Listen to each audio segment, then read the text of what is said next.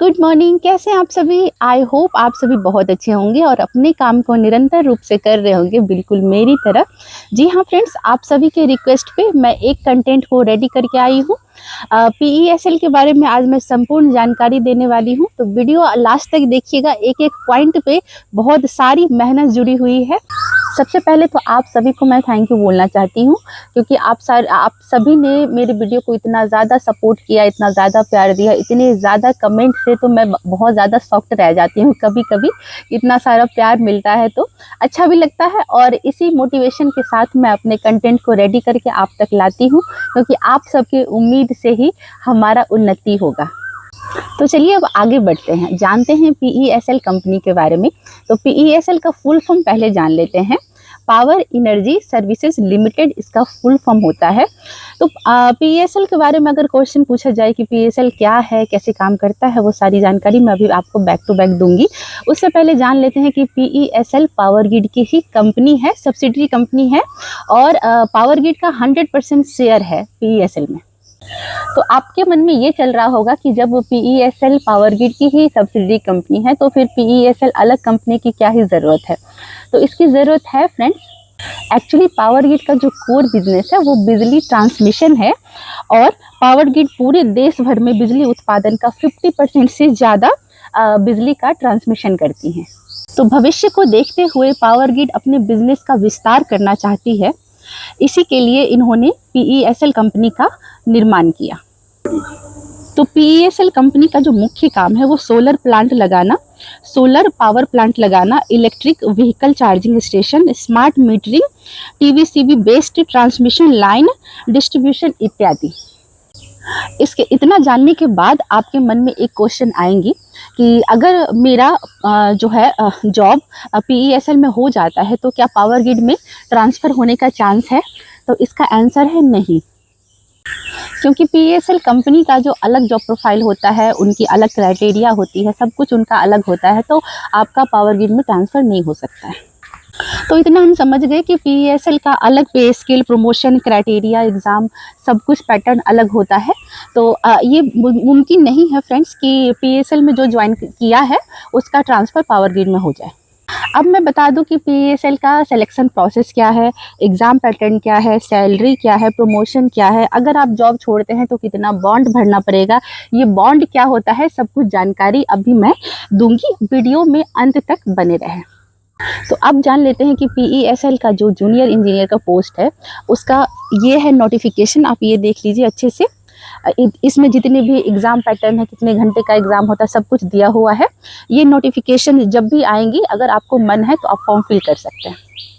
अब जान लेते हैं PESL में जो इंजीनियर पोस्ट के लिए, एग्जीक्यूटिव पोस्ट के लिए जो नोटिफिकेशन आती है उसके बारे में। तो ये है नोटिफिकेशन, अब इसको अच्छे से आप देख लीजिए।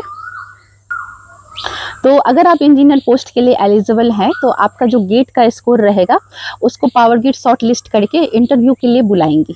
अब जान लेते हैं जूनियर इंजीनियर पोस्ट के लिए जो PESL में जो पे स्केल है 7th पे कमीशन पे, तो वो ये वाली है, ये देखिए। अगर इसकी वीडियो आप डिटेल्स में चाहते हैं तो कमेंट में ज़रूर लिखिएगा, ताकि मुझे पता चल जाए कि आपकी कितनी रिक्वायरमेंट है। और 5-5 साल पे, हर एक 5-5 साल पे JEE का प्रमोशन भी होता है।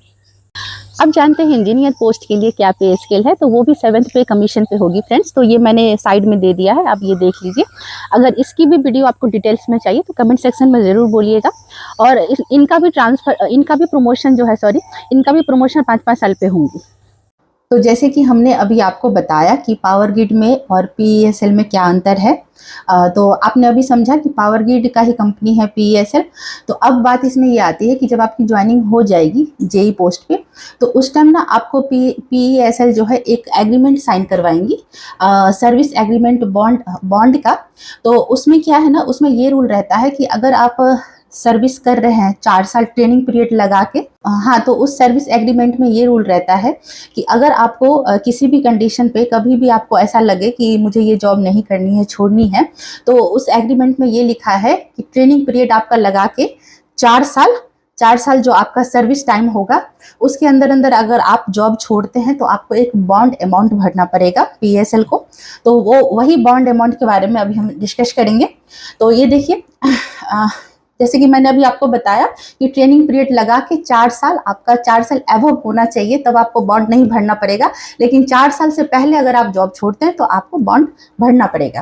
तो सबसे पहले कैटेगरी जान लेते हैं। तो जनरल, ओबीसी, ईडब्ल्यूएस के लिए जो है इसमें बॉन्ड अमाउंट है 2.5 लाख प्लस 18% जीएसटी। और एससी, एसटी, पीडब्ल्यूडी कैटेगरी के लिए इसमें बॉन्ड अमाउंट है 1,25,000 प्लस 18% जीएसटी। तो ये हम साइड में आपको बता रहे हैं कि कैसे कैसे आप बॉन्ड अमाउंट फिल कर सकते हैं। ये मैंने जेई पोस्ट के लिए अभी बताया है। अब हम जानेंगे इंजीनियर पोस्ट के लिए service agreement bond for engineer. तो जो आपका कैटेगरी है, अगर जनरल, ओबीसी या फिर ईडब्ल्यूएस है तो आपको कितना बॉन्ड भरना पड़ेगा? आपको यहाँ पे 5 लाख प्लस 18% जीएसटी बॉन्ड भरना पड़ेगा।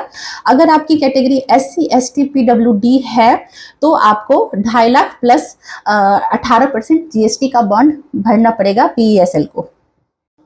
अब एक और क्वेश्चन आता है कि मैम अगर हम एक कंपनी से दूसरे कंपनी में ज्वाइन करते हैं, मुझे पीईएसएल का जॉब उतना ज़्यादा नहीं भाया, तो मैं दूसरे कंपनी में अगर मैं ज्वाइन करता हूँ तो बॉन्ड क्या ट्रांसफ़र हो जाएंगे? तो इसका आंसर है जी हाँ, हो जाएंगे। अगर आपको इससे बेटर कोई आपके लिए ऑप्शन मिल रही हैं तो आप बॉन्ड ट्रांसफ़र करवा सकते हैं। लेकिन एक और कंडीशन है फ्रेंड्स, अगर आप कहीं ज्वाइन नहीं किए हैं, कहीं जॉब आप नहीं कर रहे हैं, आप ऐसे ही रिजाइन करके बैठे हुए हैं या फिर कोई गवर्नमेंट जॉब की प्रिपरेशन करें, बिजनेस कर रहे हैं, तो आपको उस कंडीशन में बॉन्ड भरना पड़ेगा। आई होप आप सभी बहुत अच्छे से पीईएसएल कंपनी के बारे में समझ गए होंगे। इसका जो जॉब प्रोफाइल है वो और आपके मन में कोई भी क्वेश्चन आ रही है तो आप कमेंट सेक्शन में ज़रूर लिखिए।